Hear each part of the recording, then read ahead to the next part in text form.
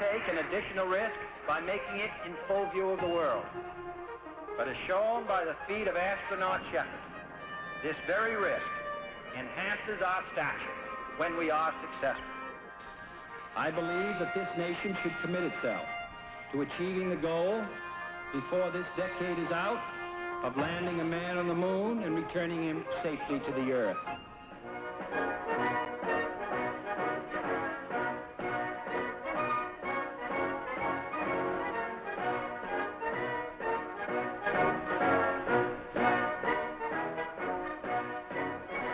The young American president brings to America's space program the vision and the muscle to assure von Braun the tools to further develop his Saturn moon rocket. There is a curious bond that ties these two men together as von Braun and Kennedy talk of the endless limits to what man can accomplish.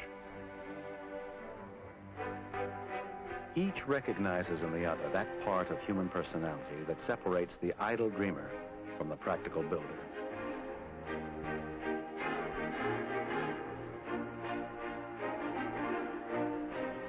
It is the son of an ambassador who will make the son of a baron the first billion-dollar scientist.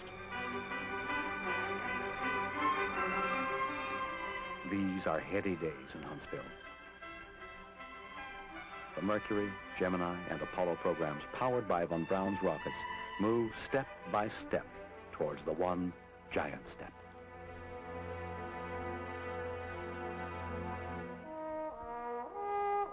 The earthbound dreamer, too old at 53 to fly into space, must content himself with being the center of a universe of admiring co-workers.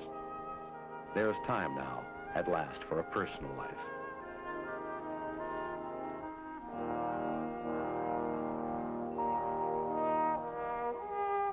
The playful clowning with the sound of music. The exploration of the world below the surface.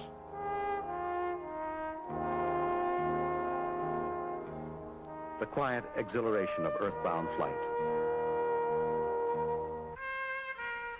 The years of single-minded purposefulness have now at last subsided. Wernher von Braun, his wife and children, are now allowed more time in the comforting warmth of family life.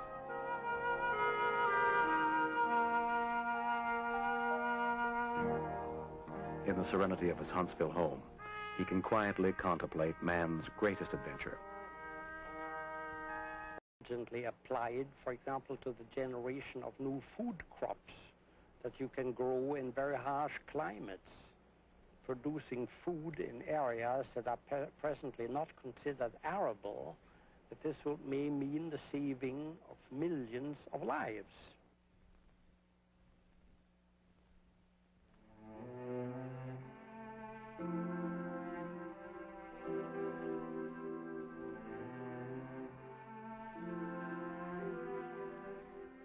On June 16, 1977, at the age of 65, Dr. Wernher von Braun died in an Alexandria hospital outside Washington, D.C.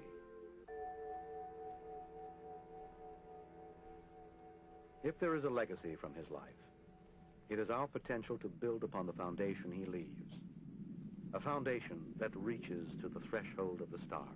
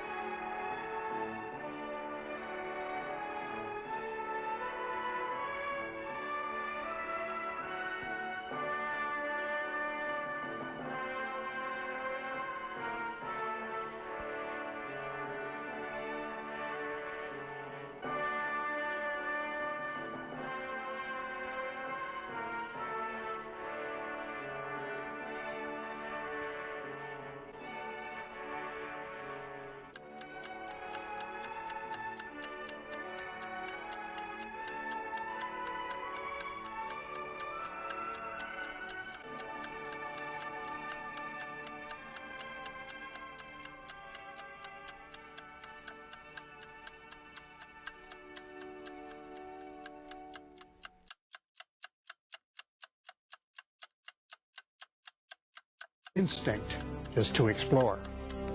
To map the lands, we must explore. To chart the seas, we must explore. To make new discoveries, we must explore.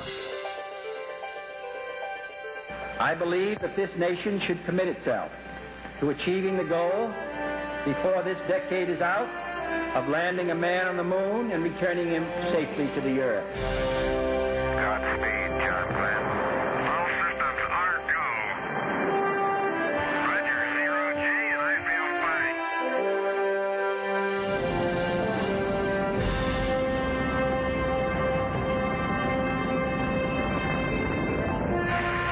We choose to go to the moon in this decade and do the other thing, not because they are easy, but because they are hard. Tranquility Base here. The Eagle has landed. That's one small step for man, one giant leap for mankind. It came in peace for all mankind. The focus of the entire project, landing successfully on Mars.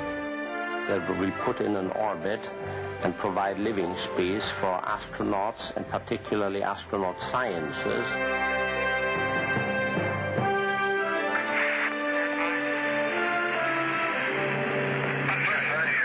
Contact. Are you in the full shaking hands now? America's first space shuttle. And the shuttle has cleared the tower.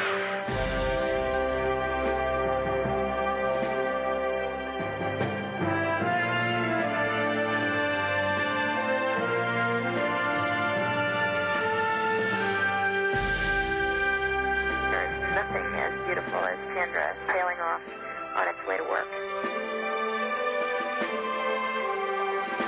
We've had an excellent week on Mars.